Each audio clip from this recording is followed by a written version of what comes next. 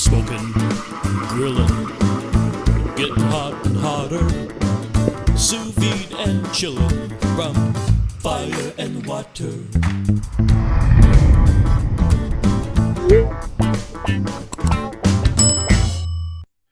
Welcome back to the Fire and Water Cooking Podcast. I'm Darren, I'm your host, and today we have a real special guest. We're talking with Robyn Medlin Lindars. She is also known as the Grill Girl. Robyn, welcome to the podcast, and tell us a little bit about yourself. Well, thanks so much for having me, Darren. It's nice to meet another Floridian. So I'm Robyn, and I've been writing about grilling since 2008 on grillgirl.com. So I'm the editor-in-chief and creator of grillgirl.com, and food personality, recipe developer, and generally fun gal, if I do say so myself. And you're a fellow Floridian, so you're I guess you grew up you were over in Hollywood area, Fort Lauderdale, between Fort Lauderdale and Miami, which I spent some time down there in the 70s and 80s. That's where I kind of grew up when I lived in that area. Was Oakland Park, northern part of Broward County. So I'm really familiar with that area, but you said recently you moved over to Fort Myers, which I'm also familiar with that area. So let's start from the beginning. How did you start writing about, grilling and outdoor cooking? Yeah, so I've always been a writer.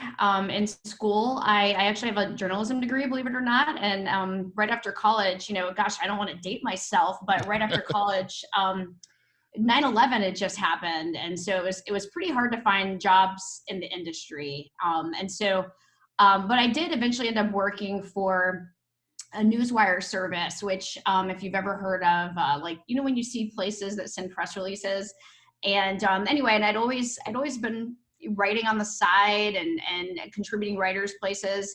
And I was learning a lot about blogging, which at the time was like a totally new thing. Now it's like, old hat, right?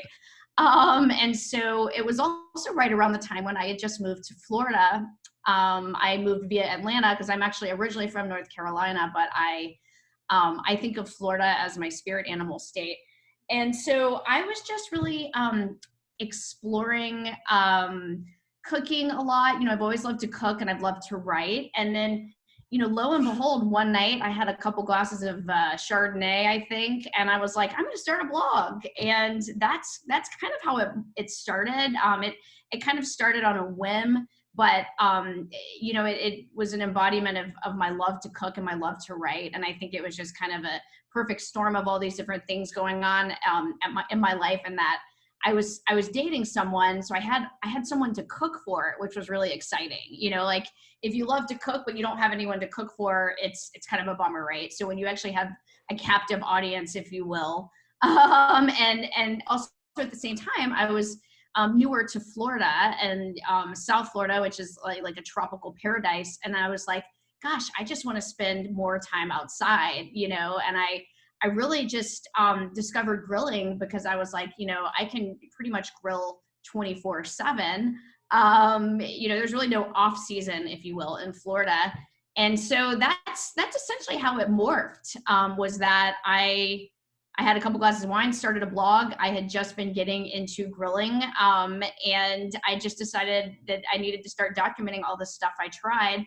And then when I really started getting into grilling, I was like, gosh, why are more females not grilling? And, to take it back, it's 2020 now, but back in like 2008, grilling for females was much more of a novel concept, and also think about, this was before pellet smoking. I really think that especially like Traeger and the concept of pellet smoking has really kind of brought grilling out to the forefront for a lot more females right now. So back in the day, it was kind of a novel concept, and I figured if I can do it, anybody can do it. And I started grilling all the time, and also just hosting these women's grilling clinics to teach other women like how much fun grilling can be, to not be intimidated about it.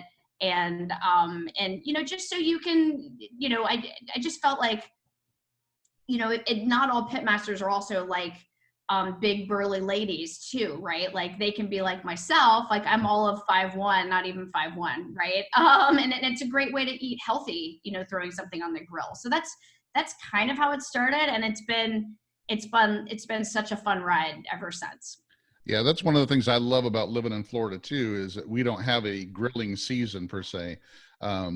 We can grill pretty much all year long. It gets down to, maybe in the mid 30s, 1 or 2 days out of the year. So Yeah. we don't get any snow or anything like that. But one of the bad things though is that we don't normally get grills that go on sale a lot, because since we do Right. grill all year long, they don't really blow them out at the end of the season per se. Some places will, but I just love living in Florida because of that, because we can, all year long we can grill, no matter what. Absolutely. But In fact, our off season is when everyone else is grilling season, right? Like summer for us is when it's the hottest and when you're getting into hurricane season. So that's almost like, when everyone else is like, woohoo, grilling season, you're like, it's really hot, I might stay in. Exactly. So, it sounds like to me, just like everybody that I've talked to so far, because I've talked to, Susie at Hey Grill Hey, I talked to Jess Pryles. You didn't really have any culinary background, but you just love to cook. And that's kind of me too. I never had any culinary training, never went to culinary school or anything like that. I did work in restaurants and stuff, but I just always loved to cook and loved to eat. So it sounds like that's kind of how it started with you, right?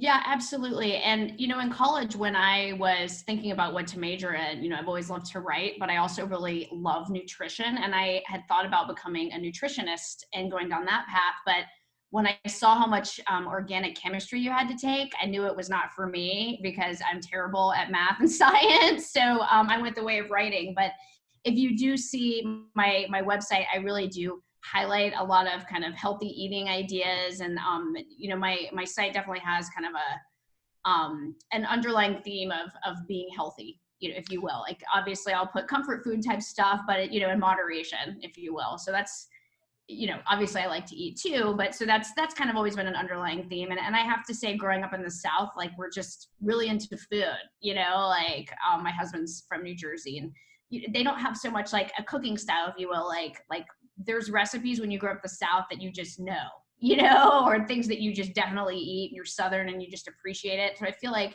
being Southern, you almost kind of take having good food for granted, if you will. So I don't know. And I did actually think about applying to culinary school after college, but I already had a lot of debt in my name. So I decided that I should just take a break and work for a little bit. So, but yeah, no formal training, if you will.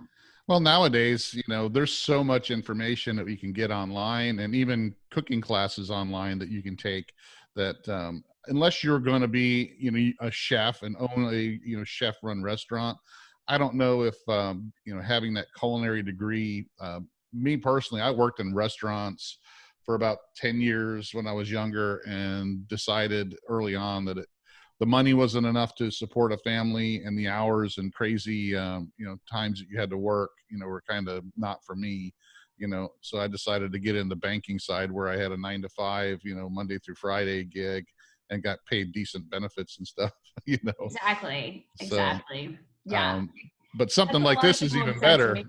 Something like this is even better because, I'm my own boss, and I know a lot of guys that even went to culinary school, some chefs that do something similar. They work for a, manufacturing company, and they just work and do the, the different events and stuff that come around, and they don't work in a restaurant, so. It's a hard life to work in a restaurant. You got to really love that lifestyle. And yeah, that wasn't necessarily for me either. Exactly. But yeah. I appreciate it. I appreciate restaurant workers. I've waited a lot of tables and I've bartended, and I appreciate everyone, especially what everyone's going through right now. But that's another subject. Yeah, that's definitely something. And, I realize, because I know when I look back, when I worked in restaurants, I lived pretty much paycheck to paycheck. And a lot of those people, like you said, the waitresses, the bar staff and all that, they're the same way, and they can't afford to be out of work. And they're the ones that are, not getting a paycheck this, week. So, it's crazy, but, yeah, it really is. It's crazy. So what made you decide did you start off just concentrating on cooking and grilling outside, or were you started off cooking overall, or you just decided, hey, I like to grill, this is what I'm going to talk about? It was kind of an evolution of my blog, and it's funny because since it's been around since 2008, I've really been digging through a lot of old content and updating it because, back in 2008, photography wasn't what it is now. My photography wasn't, everything's changed. Phones have gotten better, anyway. So, it really started as a blog to document things I tried that went really well. And then it really morphed into grilling as I fell in love with grilling. And the URL even changed, because when I started Grill Girl, the URL, Grill Girl, the regular spelling, some lady in Canada owned that URL. And so I had started it like Grill G Triple RL, kind of like the Riot Girl version, if you will, which confused the heck out of everybody. So the Grill Girl thing, that was one of the things I was going to talk to you about is, you started out with the Grill Girl with the 3 R's instead of the IRL. So Yeah. I kind of figured that's what it was, that URL wasn't available. So, and you found that it was easier once you changed for people to find you better? Absolutely. And that was just definitely a lesson I learned about branding, obviously, is being consistent in your branding, having all your social handles all be the same thing. I've definitely made mistakes along the way, and, social was really new when I started. So I think, we were all figuring it out, but I'm definitely the wiser from all of this. But yeah, I fought hard to get that URL, and I have trademarked Grill Girl, which is pretty awesome too.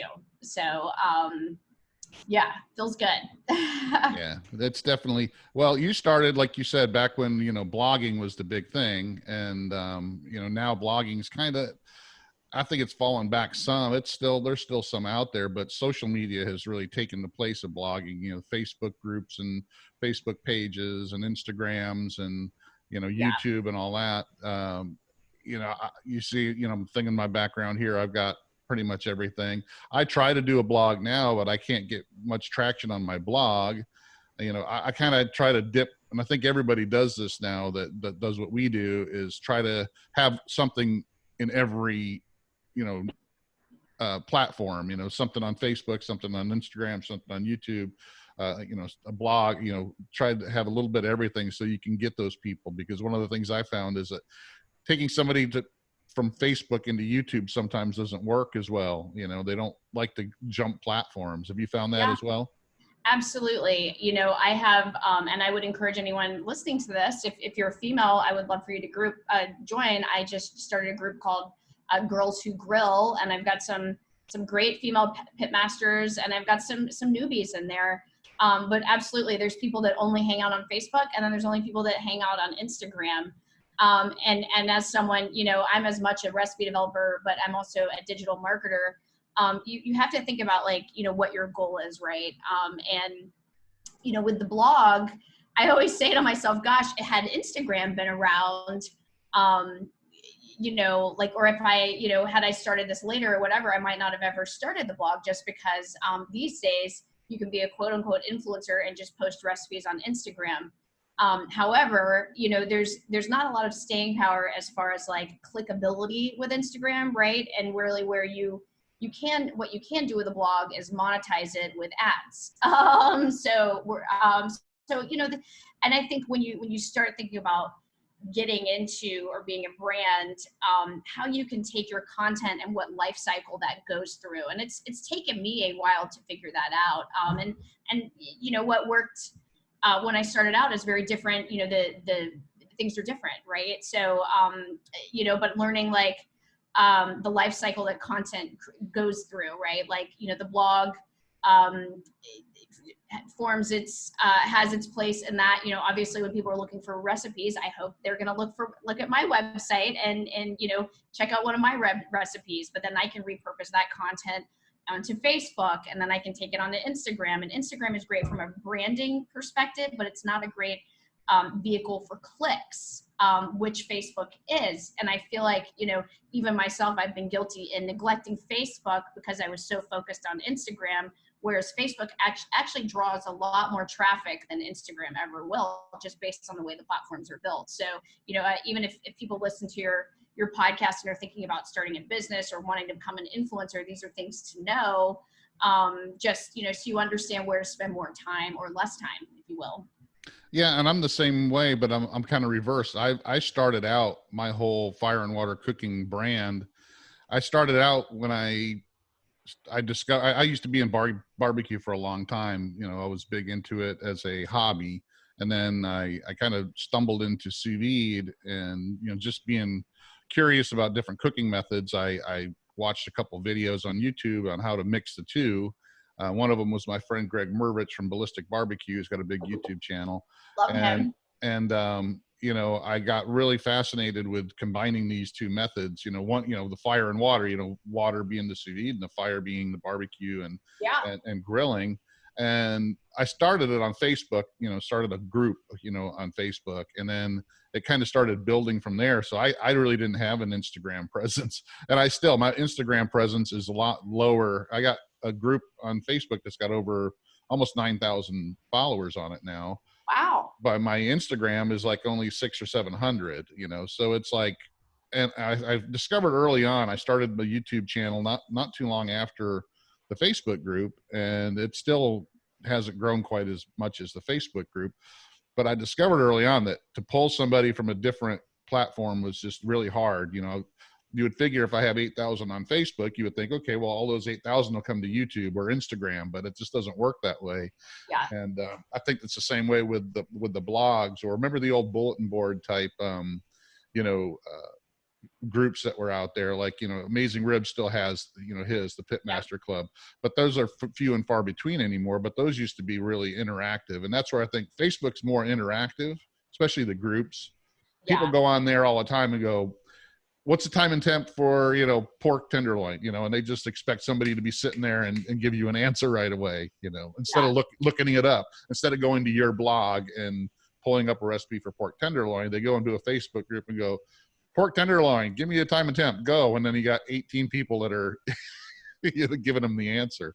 And it's a great resource. I love it. Yeah. So I think it's more of that group mentality there than just following a single person. Even though I started that group and I kind of run the group, they're not there just for me. They're there for everybody else that's got the same, you know, weird mentality as I do. Yeah. Know? Yeah. And, you know, groups are a great way to kind of cut through the clutter of all the political stuff that goes on Facebook. I think it gives you a place to hang out without having to be into that, you know? Yeah. Well, then some of that stuff comes up to, you know, the barbecue groups. You always got somebody who's my grill's better than your grill. You know? For sure. Yeah. Team Grill, Team Traeger versus Green Mountain Grill or whatever, Kamado versus Egg. People just like a sports team, right? People get really excited. And it's funny because even in the sous vide groups, you know, it's the same thing. It doesn't matter if it's a grill or if it's a sous vide circulator, you know, Anova versus the Jewel, you know, and it's like, you know, no matter what it is, it could be, you know, a pen, you know, this pen, you know, oh, it's the ball, you know, it's going to be the, you know, the one brand versus the other. You know, it's like but, you know, people love that kind of stuff, and that's what gets them interested. And that's why I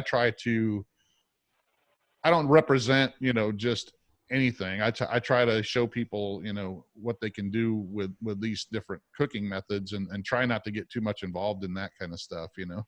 Yeah, absolutely. You're the vehicle for the experience. Exactly. Well, take that grill, whatever it is, whether it's a, you know, Big Green Egg or a Kamado Joe, and here's how you know, they're the same type of grill. Here's how you can use it for something. So absolutely.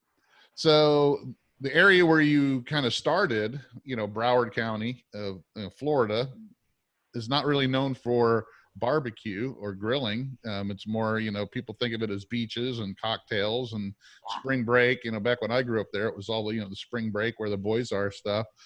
So did you find that you not being in a barbecue area hard when you started out? Or honestly, I think that the whole experience for me, I actually grew up in North Carolina, but I lived in Atlanta before I moved to Florida. And I had started coming to Florida a lot for a previous job. And then, you know, I decided to move and, you know, got a different job and whatnot. And at the time, for me, it was just like so different that it kind of like awakened my senses, if you will, like being in the tropics and even just, you know, South Florida, even coming from a place like Atlanta, was so much more diverse. Like, and all the people that live there. And so for me, it was really exciting because, you know, South Florida has such a Latin influence, you know, but on top of that, it also has a huge like Jamaican influence and Haitian influence and even like Canadian influence, right? So you just have a lot of different cultures and people milling about. And so if you look at my website, I actually have a lot of what I call Floribian, if you will, which is like Florida/Caribbean, infused cooking, if you will. And it really just kind of, I'd say, heightened my creativity and just made me want to experiment with new flavors. I was living in a place where I had bananas and mangoes growing in my backyard, and parrots on the power lines. And so if you see a lot of my early recipes, it's things like mango cobbler, or I got really, and I continue to be very into Jamaican cooking, just because, it was so readily available to find pretty authentic, like Jamaican ingredients and like rubs and things like that in South Florida. So I really just got into even just making my own and just exploring all of that. So being out of quote unquote barbecue country was really actually very good for me. And I think it's just made me a better cook, honestly.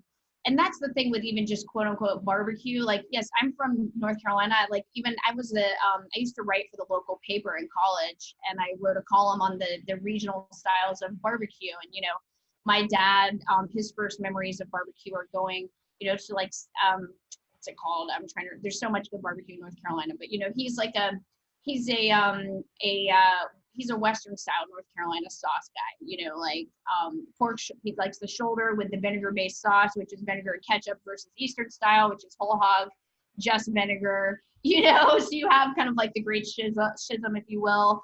But being in Florida was just kind of like new flavors and trying new things. And I think it just really fit my personality, quite frankly, because I don't like to like stick to a set of rules. I'm kind of that person that's always kind of coloring outside the lines, if you will. So it's probably why Florida is the state for me, because we're kind of wacky down here, and they accepted me with open arms. And that's me too. And that's why I, got into this, mixing sous vide and barbecue, because, the traditional barbecue guys really start freaking out, and you got to cook a brisket, low and slow, and it's got to be this and that. And it's like, well, yeah, I cooked a brisket, you tell them you cooked a brisket for 72 hours. They look at you like cross-eyed and go, what the heck are you talking about? 72 hours. What do you mean you did it in a water bath? I mean, but, to me, cooking is cooking. Yeah. And just like you said with the regional styles, I mean, I like a mixture, and, we go to Texas and, they use salt and pepper only, but, sometimes you want to, change it up. I don't mind having Eastern North Carolina sauce one day, and the next day I try, Memphis, dry ribs, and, then next day I'll do Kansas City style ribs. I mean, there's a reason to have if your palate is, a lot more expandable than you think, and Absolutely. I don't like the traditional guys that get locked into stuff. You have to put mustard on as a, binder on your, pork butt. It's like, no, you don't really. You can just use water. It'll stick to it. I've never had a problem with rub falling off a pork butt. Yeah, exactly. And that's, I've done a decent amount of competition barbecue, or like with my dad, that's kind of like our thing we do together. But I've actually never been one who likes to play within them. Like, I don't like to be confined in having to do something a certain way. So my cooking style, you'll see, I really kind of have always been the person to kind of embrace new things. And of course, in the day of Instagram, nothing's new because everyone's doing everything. But back in the day, it was like, I really wanted to kind of push the envelope. I was out in the back of my yard cutting down banana leaves and cooking fish in it, and doing like the way people made hobo packets back in the day before tinfoil existed. Right. So it's just good to get out of your comfort zone, I think, at the end of the day. And we're blessed with a wealth of information online that you really can get ideas for just about anything. I mean, you may or may not have seen, but one thing I actually tried cooking recently was iguana, because it's I saw that one. And my mind was still blown at the amount of recipes online. So you would think that there wouldn't be that much out there, and there is. So these days, there's just about anything online if you're so inspired. Believe it or not, I had iguana before. It was probably about 4 or 5 years ago. We did a cruise to, we were in Roatan, and we took a private tour around the island with a private driver, and we asked them, we'd like to do this. We go to places we've never been and go, what's your local cuisine, and can you take me somewhere to get it where it's not touristy, you know? And they're like, well, we, you know, we eat iguana here, but we're not really, you know, supposed to tell people.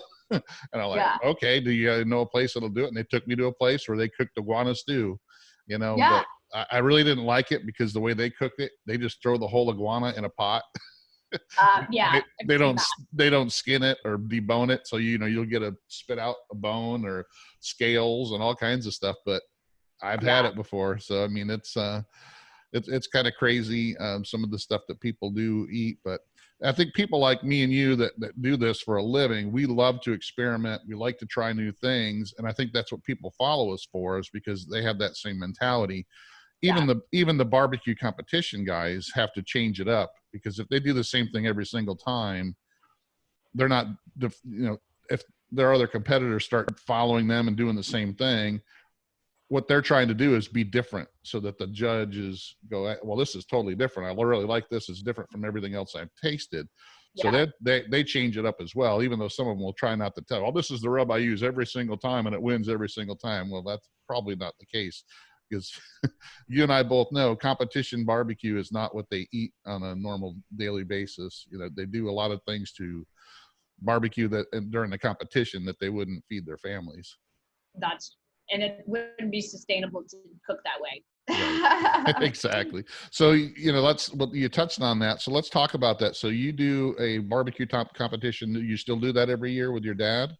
Yeah, like actually through my blog, I had an invitation to start doing a competition, and my dad and I did it together. And it had always been his dream just to check out Memphis in May, and he had already been competing at the time he lived in South Carolina on the South Carolina Barbecue Association, SCBA, I think is what it's called. And so it was we've done it about 10 years now. So we've done Memphis in May every year. He started his own team a couple years ago. That's since they both parted ways. But I've actually been getting a little bit into the SCA, State Cook-Off Association, because I just love how fun and easy it is, you know. And I'm by no means a competition cook. You know, I might do a couple a year, and I think you really have to do a lot to be good at it. And you know, as a mom, and just we have a lot going on. It's not something I do a lot, but I love my competition family, and I think for especially women who are learning to grill, the SCA has been a great organization, because you don't have to have a massive smoker to join, or you know, really you need a charcoal or just a little grill and some charcoal and you're good to go. You know, actually you can use a pellet smoker, you can use any kind of grill you want, and just I think the barrier to entry to do state competitions is very low, which is awesome, because you know there's some, you know, when you see a lot of that barbecue competition stuff, it requires a significant investment in time. You know, and not everyone has that. Like I know just Memphis in May, our team spot, you know, it was a minimum like $12,000, you know, to get your foot in the door, to rent your space and everything. Like it's you're running a small business at that point, you know, and I think something like that kind of takes the fun out of really what it should be all about, which is getting together with your friends and doing a competition, but having fun, you know, is a big part of it too. So I've been doing a couple of state competitions here and there, and I think they're a blast. I talked to Malcolm Reed and his wife, and they said the same thing. I talked to Harry Sue. He said the same thing. I even had Brett Galloway, who the president of SCA, on about 4 episodes ago. So if you go back to my podcast about 4 episodes back, Brett's on there. Love all of those guys. Talking about how they started, you know, 6 years ago, you know, with like 5 or 6 or 10 events. And then now, well, until this last month or so, you know, they were supposed to have like 500, you know, events this year worldwide, you know, in Australia and Europe, and, you know, to go from like, you know, a handful to 500 in less than 6 years is kind of it shows you that people are really wanting it. And like you said, people want it because it's only a day or a day and a half. You don't have to, it's not the big, huge investment that you have to do if you're doing a barbecue competition. You know, you don't have to dedicate yourself to it. But even, you know, like I said, Malcolm, who's a big barbecue competition guy, said he loves doing them too. He has his kids involved in it.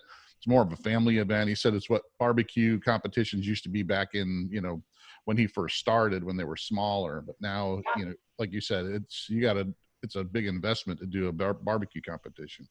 It is. I actually interviewed Malcolm Reed at the World Food Champions last year because he was, I was competing at the Firewoman Challenge, and he was there doing the state cook-offs. And so yeah, got some great tips from him for my viewers and whatnot. Because actually, his brother is the one that won it last year, the World Champs, which is kind of cool. They've just got cooking in their blood. Yeah, he's a great guy. I loved having him and his wife on. They're really nice. They're willing to help anybody. So absolutely. Well, let's take a quick break, and then we're going to be right back with Robyn Medlin Lindars from the Grill Girl, and we'll be right back after this word. All right, so let's talk about get down into all things Grill Girl. So you started out as a blogger and kind of you know, just putting that out there, and then over the years, you know, things kind of developed, and you got into the social media stuff. So where are you at now? What all does Robyn, the Grill Girl, have going on right now? Yeah, so my focus this year has really been highlighting other women on my site. I've started something called the Girls Who Grill. So I just feel like as the owner of grillgirl.com, I should be highlighting more women. Especially in today's age, I feel like there's been kind of an awakening, if you will, with more women discovering grilling. I do think it's truly because of the pellet grill. Because it is kind of like an outdoor oven if you think about it. So been highlighting more women on my site. I've got something that's launching momentarily called the barbecue calculator. So if you go to my website, you can actually plug in any kind of meat or cut, and it'll give you the minimal internal temperature and then optimal wood for smoking. You know, so if you say, for example, plug in you know, a New York strip, it'll give you all the ranges of doneness as well as optimal woods. You know, for me, I like cherry, but for others, it could be like an oak. And so it gives you a lot of different ideas and options, but gives the reader some guidance, you know, because I know I can't always remember that stuff off the top of my head, even after doing this for a while. So that's something that's coming out. I'm also launching, going into e-commerce on my site. So I just feel like I've already created some groundswell here, so that's something else I'm moving into. And a barbecue rub is going to be coming out pretty soon. So and then I am considering doing some virtual grilling classes, just because I had a couple on the docket, but with the way things are right now, you never know. So I think that actually I can be an even better resource by doing this virtually, so that it doesn't matter where you live. You know, these days you can be so connected with technology, and I do. If there is a silver lining to all this stuff with the virus, it's that it's helping people adapt to embrace technology so that you can be together apart, if you will. So you know, and on top of all of that, my husband and I just we're building a house on 30 acres out in the country, and that's kind of all consuming, if you will. So never a dull moment there, in that, you know, it's been kind of crazy because we've had our share of wild animals, including things like wild boar. So I've had the opportunity to cook wild boar now, which is something new. You know, my motto to myself is always try new things. And so I've definitely had the opportunity with all of that to be trying new things. So yeah, never a dull moment around here. So speaking of trying new things, have you ever tried mixing sous vide with barbecue or grilling? Have you used sous vide? Do you have a sous vide? I do. I have a Jewel. I love my Jewel. My husband got it for me, I think 2 Christmases ago, and I was kind of anti sous vide for a little bit, just because I was like, why do I need an extra step? And then I discovered that it really makes some amazing food, and especially like a sous vide steak then finished on the grill is freaking amazing. So we love our sous vide over here.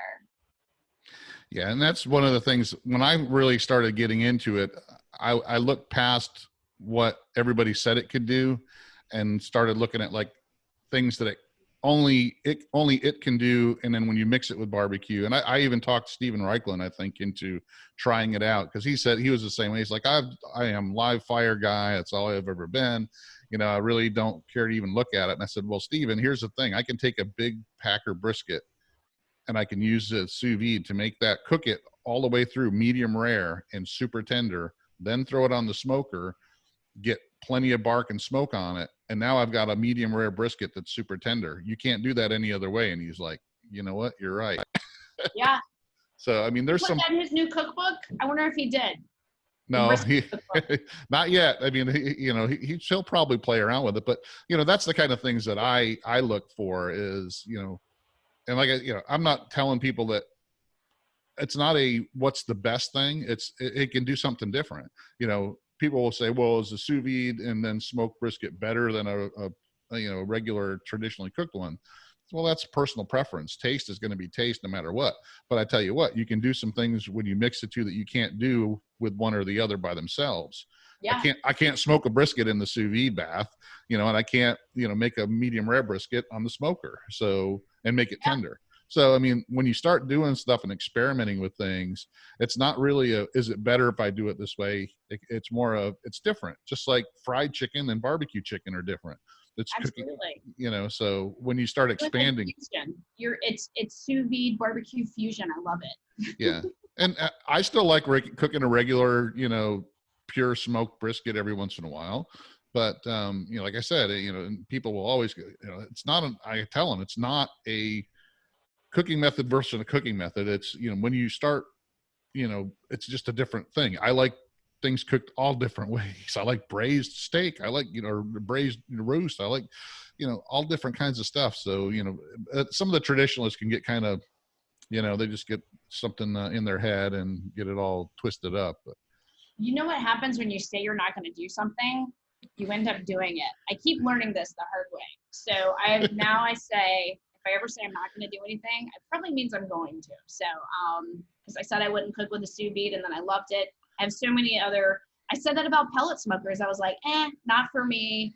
Love my pellet smoker. I mean, yeah. You know what? The guy from New Jersey. I've always been like, I'm from the South. So, it's like when we were young. I mean, I don't want to eat that broccoli, but you never had it. You don't know if you like it, right? But I don't want it. But then you taste it and you go, I like that. Exactly. So back to my inner motto is always try new things. Yeah, so exactly. All about trying new things, whatever it is. And then create new things and experiment, because that's the thing too. I like, hey, I like, coffee rubs. And who would have thought that, you put coffee and mix it with garlic and salt and pepper, that you can put that on a steak and it tastes phenomenal, I always thought, drinking coffee, I don't want to put coffee grounds on something I'm going to eat, but you know what? It works, Absolutely. Yep, exactly. All right. So besides your blog and your social media, that's one thing I want to touch on, because you have a YouTube channel, but it doesn't seem like you get much traction there. And that actually, I was looking at it today and you had like a big gap, for a couple of years, or you kind of just let it alone. Did you just not have much activity on it, or was it too much work? I think for a while I just got so busy, especially when I had a kid, and I just didn't have a lot of extra time on my hands. And I've definitely started putting more videos out lately. So I did have a gap, but I'm back in doing more videos, and actually I'll have a lot more videos. I have a slew of videos I'm going to be uploading. It's part 2 of Grill School. I put out a series of videos called Grill School, just to teach the basics of grilling. It's kind of like a video forum of my women's grilling clinics, because I feel like there's a lot of content online that speaks to cooking and barbecue, but like, let's learn the basics, like how do I start a grill, or how do I cook fish, and things like that. So I have a lot more videos coming out, and I have some sponsored videos as far, with I'm doing recipe development for a lot of brands, this year in my docket. So you'll see a lot out there as well. Yeah, that's great. And that's another thing you touched on, is that even in the Facebook, I'm in a lot of Facebook groups, especially the barbecue ones. And I'm just surprised that every day there's somebody that comes on a smoking, hey, I'm brand new to smoking, and it's a 48-year-old man, it's like, I just bought this master built smoker. What do I do with it? And it's not just women that are like that. It's men too, that never cooked before. And, they all of a sudden now they went to Walmart or, you know, Home Depot, and they saw something on sale and they're like, you know what, I'm going to start trying to do this. And they're out there looking for information as well. So. Yeah, and that's who they're for, you know, and they're for anyone. I mean, I go from the basics, but you know, once you get the basics under your belt, then you can really explore. You know, imagine just knowing like how to turn your Weber kettle into a smoker, right? Just by knowing how to do direct versus indirect is going to open up so many doors for you, you know. And that's, you know, I wrote a cookbook. It was a great opportunity to write one. It's about electric smoking, and I never really had before that done much electric smoking because I was straight griller, regular smoker. But I love that I did that, and that I think that's a gateway smoker for a lot of people. Like once they do that, they'll probably move on to other things. And those recipes that I developed can be used on any smoker. They're actually pretty easy for a pellet smoker. So, you know, and my goal is to be people's guide and to just demystify and inspire, right? You know, I'm not afraid. So hopefully my recipes can inspire others, you know, if they haven't tried those flavor profiles to you know, try that. You know, you go to my website, you'll see I have a lot of really fun chicken wing recipes because I'm freaking in love with chicken wings. So that's my goal, you know, like above and beyond. You know, I think a lot of people are trying to make themselves a star. Like my goal is to be think of it as someone you're learning something from, but having fun in your backyard with. You know, that's my goal, is like to take you on a journey and empower you to, or whoever the reader is, to try something new on their own, you know. Right.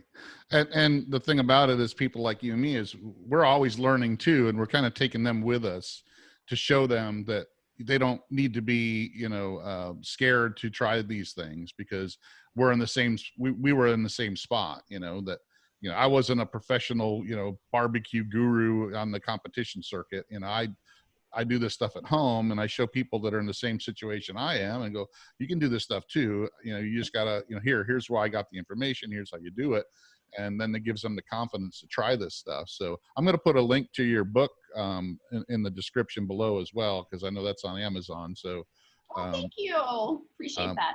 But There's I want some fun stuff in there, like smoking your own salts and peppers, and smoke your own spices. You know, like you can buy smoked spices, but why don't you just smoke your own? And then you take like salt and pepper and then smoke it and make a rub out of it. Even if you're not smoking something, you've already added smoke flavor to something like a steak, right? So just little tips like that can kind of help you elevate your game, which are actually pretty easy. Right.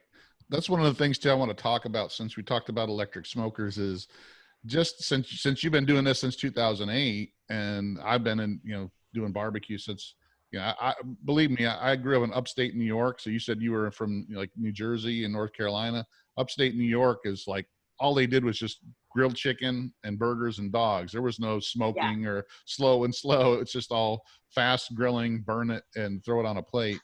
But when I moved to Florida, I got more into, you know, the low and slow and stuff. But just in the last, I would say probably the time that you've been doing this, in the last 10 years, the technology that has been released into the barbecue and the outdoor cooking, backyard cooking, venue is amazing. Not just the pellet grills, but you know, all the different kinds of other grills that are out there. Even the utensils and utilities, like you said, with like the slow and sear for a Weber kettle, and things like that have made it so much easier. It's so much diverse. I've got, you know, 6 different cookers out on my patio right now, and they're all different, and they're all, you know, like you said, you love your pellet grill. It's me too. And my pellet grill's it's a Camp Chef, and it's got the sear box, you know, sidekick on the side, which also has a griddle to it and a gas burner, so I can use it to make chili and all, you know, all kinds of stuff. So the technology that's changed. How do you think it's helped with the outdoor people getting involved in outdoor cooking? Well, I think it just, you have so much technology that didn't exist before. Like you may have seen back in the day, I made some instructional videos for the guys at Flame Boss, but there's, you know, you're getting all these things out there that allow you to basically smoke things without having to babysit your smoker. So you're just making it that much easier for people. Now you can monitor things via Wi-Fi, you know, like even my pellet smoker, just your basic, like I don't even really need a thermopen if I don't want to, just because it's already got a built-in thermometer, you know, so for checking internal temps of meat. So you just have so many more options for quality control and making your life easier, so you don't just have to sit watching your meat or whatever it is you're smoking. I will say, however, though, with all of this technology, I think that just sometimes being back to basics is best. The more technology you have, the more technology that can fail. And I love my pellet smoker, for example, but the more things that you go into building something, there's more things that can break, So at the end of the day, I sometimes still always just use my kettle because it's wood or it's briquettes. I light it on fire. Those are really the only variables I have going on there, So I love technology, but at the end of the day, I think it's still about the basics. Yeah, I agree. I have a Kamado Joe, ceramic cooker, and that's my go-to cooker. But, I got to say, when I come home from work and I don't feel like taking the time to light the grill and get everything set up, I just turn that pellet smoker on and throw some food on it, and makes it a lot easier. And if I was somebody that was new, it would definitely be something I would kind of lean towards, so I didn't have to have that big learning curve. Absolutely. It really does level the playing field, because it is, you do get that smokiness without a lot of work, which is awesome. And I think that's why a lot of people have gotten so into grilling, is because now you can very easily make a rack of ribs without, all the work that would normally go into it, so yeah. But even just the accessories now that come with, like the Kamados, like the Big Green Egg or the Kamado Joe, make it so much easier than it was, 8 years ago. Like I got the built-in rotisserie for the Kamado Joe, or the the Divide and Conquer, where it's got the you can set it up direct and indirect, internally, and the ash clean out, and just things that make that kind of stuff easier. Even though it's not technology per se, it's still an advancement, and it makes things, makes it easier for you to get out there and cook, which, the diversity of the cookers now is just amazing. I'm getting ready to do a podcast with the guys from Masterbuilt, talking about their the gravity fed, I don't know if you've seen that, the 560. Oh, it's awesome. Yeah, I mean, that thing, it's a cross between a pellet grill and a charcoal grill, because it uses charcoal instead of pellets, but it's got the Wi-Fi control and everything that a pellet grill has. So I'm really interested to get one of those and try that for sure. But they're going to be on in a couple of weeks here too. Yeah, so that's a super cool grill. I did a review of that when they first launched it at the World Food Champs. It's pretty neat when you see new stuff come into this market. When you think you've seen everything, and then you see something new. It's pretty exciting. Yeah, it's I used to be big in electronics, and I went to the CES conference out in Vegas a couple times, and that's pretty amazing when you go out and see all the different electronic things that come out every year. But I mean, I think believe it or not, I don't think the patio and outdoor stuff is going to be as big, but still, there's a lot more of it. A lot more changes that have happened in the last 10 years than I think people would have ever thought. Absolutely. There's pellet smoking. There's Kamado cooking. I think you'll see a fusion of different types of grills, coming out. So, like I said, when you think you've seen everything, just wait. Yep. Something else will come along. Yep, proving you wrong. So, do you plan on doing any more books? For now, not. Books are a lot of work. I'm just kind of, and I think if I did another book for now, I'd probably self-publish. But we'll see. Yeah, I'm going to work on the e-commerce side. My book came out last year. I'm going to give it a couple more years, but we'll see. Right now, I want to get this house built, and there will be a component there, because we are on 30 acres. I think I have the ability to host some really cool events there, and some cooking classes there. So stay tuned for that. Now, are you going to have animals and stuff? Are you going to have cattle and pigs and all that, or? I don't know. That's something that my husband and I are talking about. He wants to just have a couple cattle that are our cattle that we eat, and I just don't know if I'm ready to go there yet. So we shall see. When you do get as you probably know, when you get animals when you do that, you can get your agriculture certification or whatever it is, and you get a tax write-off. I've considered doing beekeeping. I think that would be really neat. We might have some goats. I know we'll have a lot of dogs, because I'm a dog lady. I know we'll have chickens. The cattle thing is up for debate, and I won't say I wouldn't do it, because if I say that, it'll end up coming true. So stay tuned on that. So you've been on a lot of TV shows over the years. I mean, do you like doing those? Have you? I know they've been mostly like guest spots and stuff, but have you ever considered being on like a show like Chopped or anything like that? I was on Chopped. Oh, you were? I was on the Chopped grill, the first Grill Masters edition. I got Chopped pretty early. I was really out of my, I wasn't in the zone, that's for sure. And but I also just had like a non-recoverable fatal cooking error.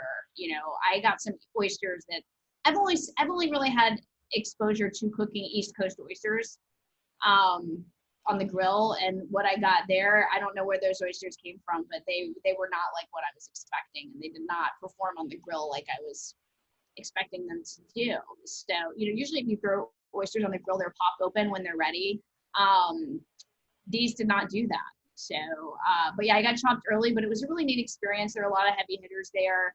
So good opportunity just for me to, like I said, I always say I'll do things once just to try it. And that was definitely out of my comfort zone. And if you look at my episode, it was like me, Doug Keelas from Ribs Within, Timothy Grandinetti. So Doug Keelas is like 6'5". Timothy Grandinetti is a big guy. And Ernest Cervantes, who's also a super big guy. And he actually went on to win the whole competition. He won mine. And it was me against all those dudes. So I think it made for pretty good TV, if anything, just because they were all so much bigger than me. And it's probably funny to watch. So you've done a lot of like local TV, you know, been on were you on like the Good Morning Show or something like that? I was on the Today Show back in the day with Carson Daly, and even back when Matt Lauer was on the show.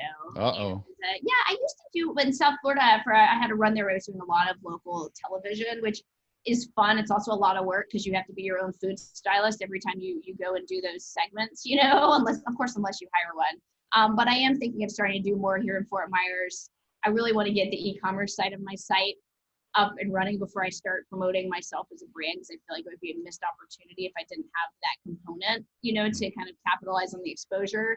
But I love cooking on camera. I mean, I think it's fun. I've done a lot of videos with Kingsford and Walmart, and a couple of years ago, I even did some videos myself with Jason Aldean making some appearances and whatnot. So, like I said, it's been a really fun ride. You know, it's been fun. So let's talk about your e-commerce. You mentioned it a couple of times. What do you plan on doing with that? I'm just going to sell things that are going to be complementary to grilling, right? So potentially chef's knives, really cool cutting boards. Just I people don't always know this about me, but I am a little bit of a shopaholic, but I'm also really good at kind of finding like really cool, neat stuff that most people, you know, like I'm sure my family members will tell you they think I have good taste. I'm kind of, I don't pat myself on the back, but somewhat of a tastemaker, if you will. And I'm sometimes almost an early adopter in trends and things like that. And so I think it's just a great opportunity for me to kind of highlight my love of shopping and also just finding really cool stuff, if you will. So things that are going to be complementary to your grilling experience, like cute cutting boards, stuff like that. Now, are you going to develop like your own rubs or anything like that, or? The rubs are coming. So just one of the many things that I hope to kind of get into with the e-commerce side of the site. Good. Yeah, I think that's always the next step. You know, Jess Pryles has got hers. You know, Susie's got, you know, her Hey Grill Hey stuff. She's just started marketing that. I think it's kind of, once you get to a certain level, it's time to start putting that on things people can use every day, because you got fans that have followed you for years and they want to use the stuff you actually use. So, I mean, I think it's just the next step for that. And I may do that down the road sometime too, because I've got stuff that I make all the time. You know, I use some pre-made rubs too every once in a while, but I do make a lot of my own stuff that I can't find out there. And I use stuff that, you know, is not readily available. So, you know, to put something together to sell to people would, you know, down the road probably be something I'd look at as well. So. Yep. So stay tuned on that. You know, it's a work in progress, but once I get this barbecue calculator on my website up to snuff, and then that'll be the next step. You know, it's I need to clone myself. There's just not enough time in the day.